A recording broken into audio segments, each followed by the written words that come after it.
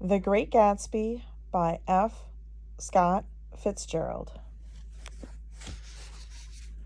We're now on page 78. When Jordan Baker had finished telling all this, we had left the plaza for half an hour and were driving in a Victoria through Central Park. The sun had gone down behind the tall apartments of the movie stars in the West 50s, and the clear voices of little girls, already gathered like crickets on the grass, rose through the hot twilight. "I'm the Sheik of Araby. Your love belongs to me. At night when you're asleep, into your tent I'll creep."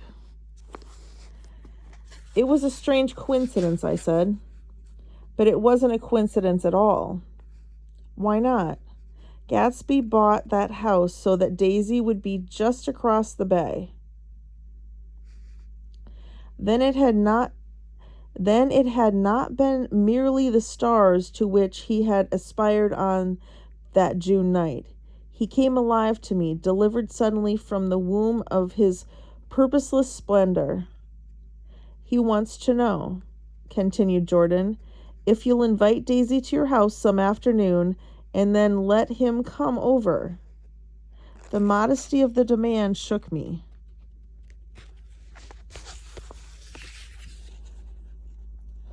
He had waited 5 years and bought a mansion where he dispensed starlight to casual moths so that he could come over some afternoon to a stranger's garden. Did I have to know all this before he could ask such a little thing? He's afraid. He's waited so long. He thought you might be offended, you see. He's a regular tough underneath it all.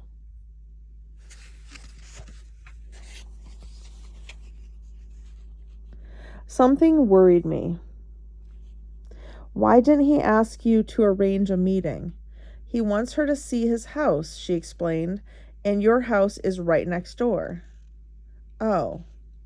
"I think he half expected her to wander into one of his parties some night," went on Jordan.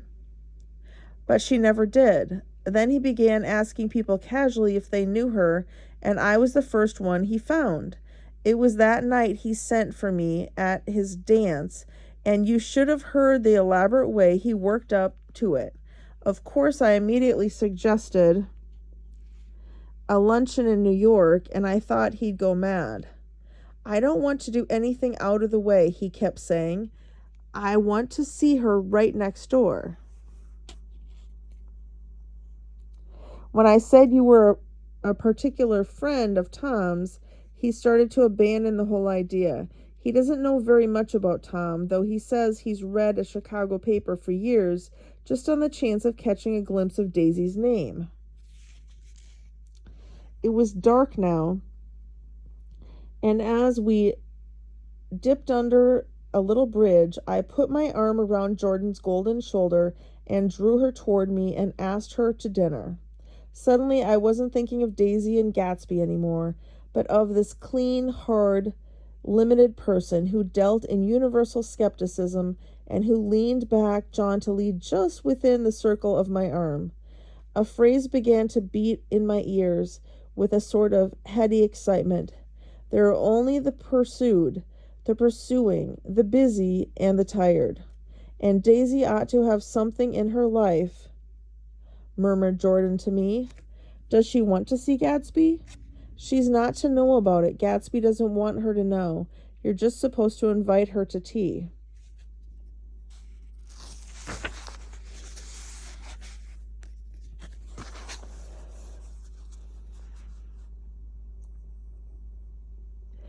We passed a barrier of dark trees and then the facade of 59th Street.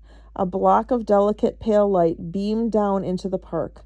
Unlike Gatsby and Tom Buchanan, I had no girl whose disembodied face floated along the dark cornices and blinding signs, and so I drew up the girl beside me, tightening my arms. Her wan, scornful mouth smiled, and so I drew her up again, closer. this time to my face. Now we're on chapter 4. Now we're on chapter 5. When I came home to West Egg that night, I was afraid for a moment that my house was on fire. 2:00 and the whole corner of the peninsula was blazing with light, which fell unreal on the shrubbery and made thin, elongating glints upon the roadside wires. Turning a corner, I saw that it was Gatsby's house, lit from tower to cellar. At first I thought it was another party, a wild rout that had resolved itself into hide-and-go-seek,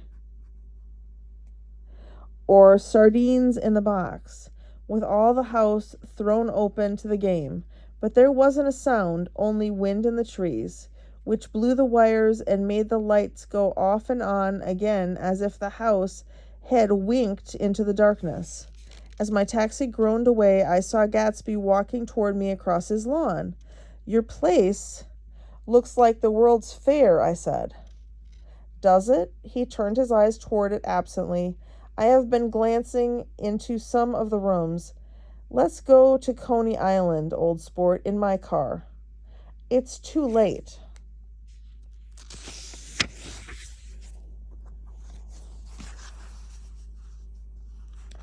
"Well, suppose we take a plunge in the swimming pool. I haven't made use of it all summer." "I've got to go to bed." "All right." He waited, looking at me with suppressed eagerness. "I talked with Miss Baker," I said after a moment. "I'm going to call up Daisy tomorrow and invite her over here to tea." "Oh, that's all right," he said carelessly. "I don't want to put you to any trouble." "What day would suit you?" "What day would suit you?" he corrected me quickly. "I don't want to put you to any trouble, you see." "How about the day after tomorrow?" He considered for a moment, then with reluctance, "I want to get the grass cut," he said. We both looked at the grass. There was a sharp line where my ragged lawn ended and the darker, well-kept expanse of his began. I suspected that he meant my grass. "There's another little thing," he said uncertainly, and hesitated. "Would you rather put it off for a few days?" I asked. "Oh, it isn't about that, at least." He fumbled with a series of beginnings. Why, look here, old sport. You don't make much money, do you?" "Not very much." This seemed to reassure him, and he continued more confidently. "I thought you didn't, if you'll pardon you see, I carry on a little business on the side, a sort of sideline, you understand? And I thought that if you don't make very much, you're selling bonds, aren't you, old sport?" "Trying to." "Well, this would interest you. It wouldn't take up much of your time, and you might pick up a nice bit of money. It happens to be a rather confidential sort of thing." I realize now that under different circumstances, that conversation might have been one of the crises in my life. But because the offer was obviously and tactlessly for service to be rendered, I had no choice except to cut him off there. "I've got my hands full," I said. "I am much obliged, but I couldn't take on any more work." "You wouldn't have to do any business with Wolfsheim." Evidently he thought that I was shying away from the Gonenchen mention at lunch, but I assured him he was wrong. He waited a moment longer, hoping I'd begin a conversation, but I was too absorbed to be responsive, so he went unwillingly home. The evening had made me lightheaded and happy. I think I walked into a deep sleep as I entered my front door. So I don't know whether or not Gatsby went to Coney Island or for how many hours he glanced into rooms while his house blazed gaudily on. I called up Daisy from the office next morning and invited her to come to tea. "Don't bring Tom," I warned her. "What?" "Don't bring Tom." "Who is Tom?" she asked innocently. The day agreed upon was pouring rain. At 11 o'clock, a man in a raincoat dragging a lawnmower tapped at my front door and said that Mr. Gatsby had sent him over to cut my grass. This reminded me that I had forgotten to tell my Finn to come back, so I drove into West Egg Village to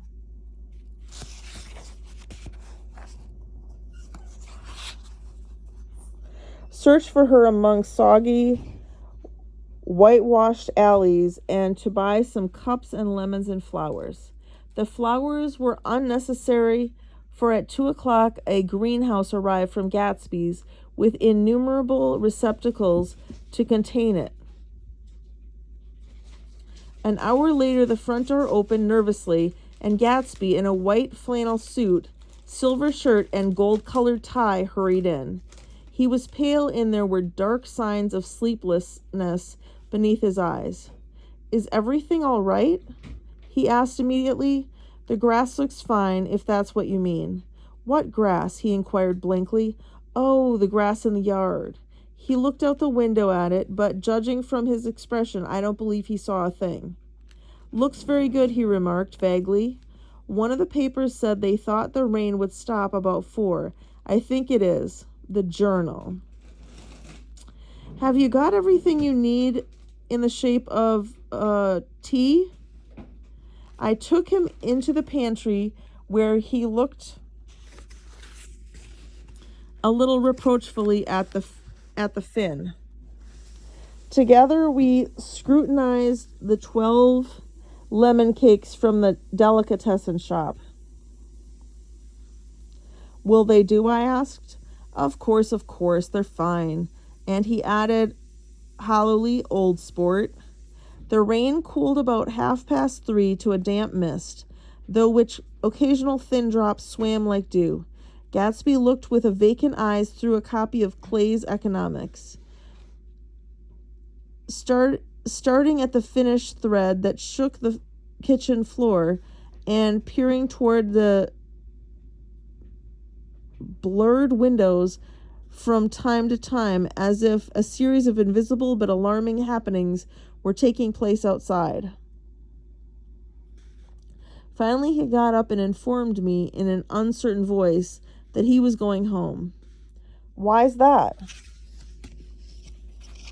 "Nobody's coming to tea. It's too late." He looked at his watch, as if there was some pressing demand on his time elsewhere. "I can't wait all day."